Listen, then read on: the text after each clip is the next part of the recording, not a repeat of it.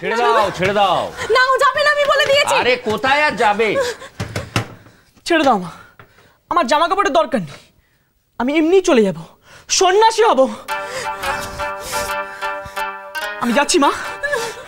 ও যাওয়ার কি ঘটা, যেন কোচি বিপ্লবী হেস্টিংসকে বোমা মারতে যাচ্ছে আর ফিরবে না। সচিমাতার কান্না আবার শুরু হয়ে গেল। এই যে গোপু, চুপ করো। চলে গেল তো। দূর বাবা, কোথায় যাবে? ও যদি সত্যি সত্যি চলে যায়, আমি কিন্তু আত্মহত্যা করবো, আমি বলে দিলাম। কি বলছো গোপু? ও চলে গেলে তুমি আত্মহত্যা করবে? করবই। ও বাবা বিষ্টু, কলকাতা যাওয়ার ভাড়াটাও আমার কাছ থেকে নিয়ে যা। ও তুমি তাই চাও না? তোমার কিচ্ছু যায় আসে না। কি করে যায় আসবে? এখন তো অলক্ষী এসে গেছে, ও তো রেঁধে বেড়ে খাওয়াবে না, আমাকে আর কি দরকার? ঠিক আছে, তুমি অলক্ষীকে নিয়েই থাকো, তবে আমিও কিন্তু আমার ছেলেকে আটকাবো। তোর বাবা, আটকানোর কোনো প্রয়োজনই পড়বে না। তোমার ছেলের মুরদ আমার জানা আছে। ওই দেখো গিয়ে উঠোনের মাঝখানে ঠায় দাঁড়িয়ে আছে, ঘরের দিকে কান খাড়া করে। দেখো, আমি আবার বলছি, তোমরা কিন্তু ইয়ে করছো, মানে টিলকে আল করছো। শোনো বিষ্টু একেবারে পাগল, এটা পুরনো কথা, নতুন কথা তো নয়। পাগলকে নিয়ে তো আলোচনার কি আছে বলো তো? কি বললে? বলো বলো বলো বলো। আমি পাগল? আমি পাগল না, তুমি পাগল। তোমার ইয়ে পাগল।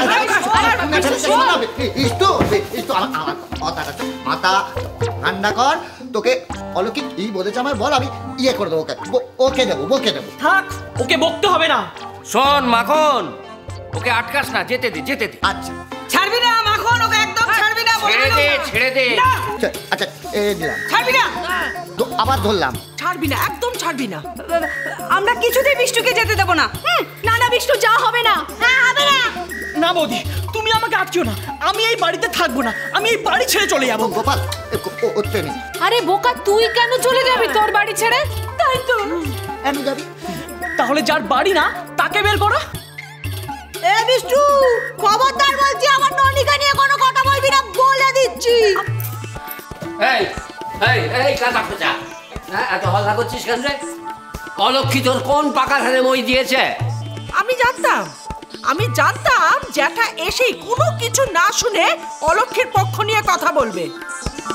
জানতে? হ্যাঁ আমিও জানতাম। তাহলে আর ডাকলেন কেন? না ডাকলেই হতো। আদু দেখো, আমি যা ইয়ে করার ইয়ে করে নিয়েছি, যা শোনার শুনে নিয়েছি। মাখন, শুনে নিয়েছিস তো বাবা, এবার ওকে ছেড়ে দে, যেতে দে। কোথাও যাবে না। জ্যাঠা, তুমি ওকে আটকো না বলে দিলাম। চুপ! ধমকাচ্ছ কেন? কেন ধমকাতে পারি না আমি?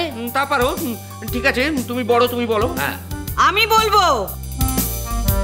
কেন কেন? আমি বড়, লক্ষ্মী এ বাড়ি থেকে যাবে, কিন্তু কখন কিভাবে কোন সময় যাবে সেটাকে ঠিক করতে হবে। হ্যাঁ দেখুন মা, আমি বলছিলাম কি, যখন দুটো বড় কথা বলে, ছোটরা সেখানে কথা বলে না। ঠিক আছে, আমিও সময় বুঝে এর একটা উত্তর দিয়ে দেবো। দাদু তুমি বলো। শোন বিষ্টু, আমি স্বীকার করছি অলক্ষী যেটা করেছিল সেটা ঠিক কাজ করেনি, কিন্তু কেন সে ওই কাজটা করেছিল সেটা তো ভেবে দেখতে হবে নাকি? এত ভাবাভাবি কি আছে জ্যাঠা? ও অপদস্থ করতে চেয়েছিল, করেছে। আরে দূর হ, কেন অপদস্থ করেছিল সেটা তো জানতে হবে। কেন করেছে আবার? আমার থেকে চাবি নেবে বলে? কিসের চাবি? তুমি আবার এর মধ্যে ঢুকছো কেন? চুপ! বড় আর ছোট যখন কথা বলে তখন মাঝখানে মাঝারিদের ঢুকতে নেই। রান্নাঘরের চাবি মা আমাকে রাখতে দিয়েছিল। এইবার ঝোলা থেকে বেড়াল ছানা বেরোলো। কেন হঠাৎ রান্নাঘরের চাবি তোকে কেন রাখতে দিয়েছিল গোপু? ওরা আমাকে বলেছিল। কারা বলেছিল?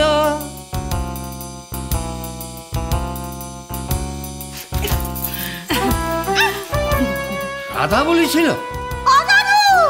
আমি কিছু জানি না গো, আমি কাউকে কিচ্ছু বলিনি, আমি বরং বলছিলাম রাধা।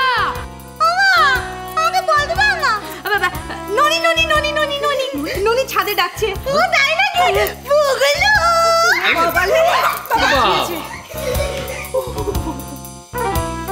মনে হচ্ছে তোমরা কিছু লুকোচ্ছ। আমি বলছি, আমি তোমাদের লুচি খাওয়াবো বলে তাই ও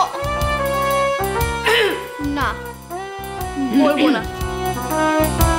কেন রে, তোর সব তেল শেষ হয়ে গেল নাকি?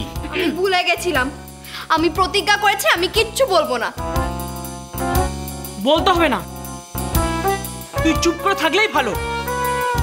আমি বলি মোদ্দা কথা হলো ইস্টু ইয়েতে যেতে চাইছে, কলকাতায়। না না, চাইছে না, যাচ্ছে যাচ্ছে। শোন দাদু ভাই, মাথা গরম করে কোনো লাভ নেই। ও একটা ভুল করে ফেলেছে, ও কোনোদিন আর এই ভুল করবে না। এবারের মতন ওকে মাফ করে দে। ব্যাস। না, একবার দাদু ভাই দেখ, ক্ষমা করার চেয়ে বড় আর কিছু হয় না। ও সেইবার যখন তোমার ওই আফিমের কৌটো থেকে একটা গুলি নিয়ে আমি ভুল করে টুক করে খেয়ে ফেলেছিলাম, তখন তো কথাটা মনে ছিল না? তখন তো বাবাকে দিয়ে আমাকে আড়ন্ধোলায় খাইয়েছিলে। হ্যাঁ, এই কোনো ক্ষমা টমা নাই, যাও। তুমি চুপ করবে? সবাই চুপ করবে, সবাই চুপ করবে। কথা বলবো আমি আর দাদু ভাই। দাদু ভাই, একবারের মতন ওকে ক্ষমা করে দে। ভাই একবারের জন্য ক্ষমা করে দে। ক্ষমা চাক আগে, তারপর ক্ষমা কর। লক্ষ্মী, ক্ষমা চা। আমি কেন ক্ষমা চাইবো? সাবাস বিষ্টু, চলে যা, আর এক মুহূর্ত এখানে দাঁড়াবি না। মা মেয়ের চোপা দেখো একবার, কোথায় মুখ নিচু করে কথা বলবে। আমাদের বললে আমরা তো হ্যাঁ, এর মতো ইয়ে তুলতে, সাপের মতো ফোনা তুলতে। কি আমরা সবাই সাপ? আচ্ছা তাহলে রাত্রে এসো সাপের গায়ে। আবার কথা বলছে উল্টো পাল্টা। চুপ করো। একবার সেই ফেল না মা।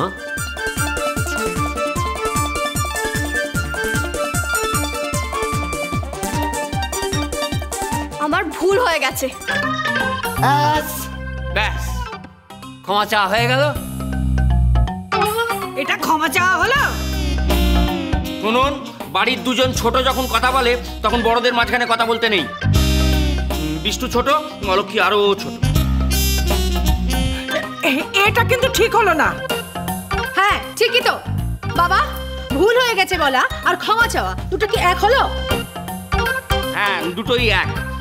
10-এ 10, মিটে গেল সব। না, মেটলো না। লক্ষ্মী, কড়াটা এবার উনুনে চাপা মা।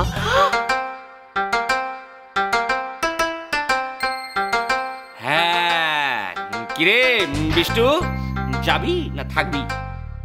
এই শেষবারের মতন বলে দিলাম, এরপর যদি কোনোদিন কোনো ঘটনা ঘটায়, আমাকে ছোট করার যদি আর চেষ্টা করে, তাহলে আমি কিন্তু কলকাতায় চলে যাব। আমাকে কেউ তখন আটকাতে পারবে না, মনে রেখো। বুঝেছি, আমাকে দিয়ে ক্ষমা চাওয়ানোর জন্য এত নাটক। যা যা যা, আমি ক্ষমা চাইলাম। এই অলক্ষী, এই মাখন, আমাকে একটা বাঁশি দে বাবা, বাজাই।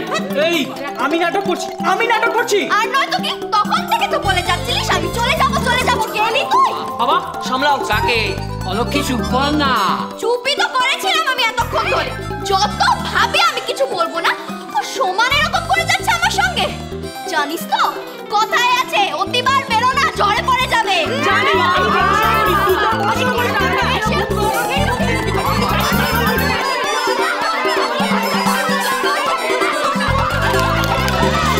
সংসার সুখের হয় রমণী।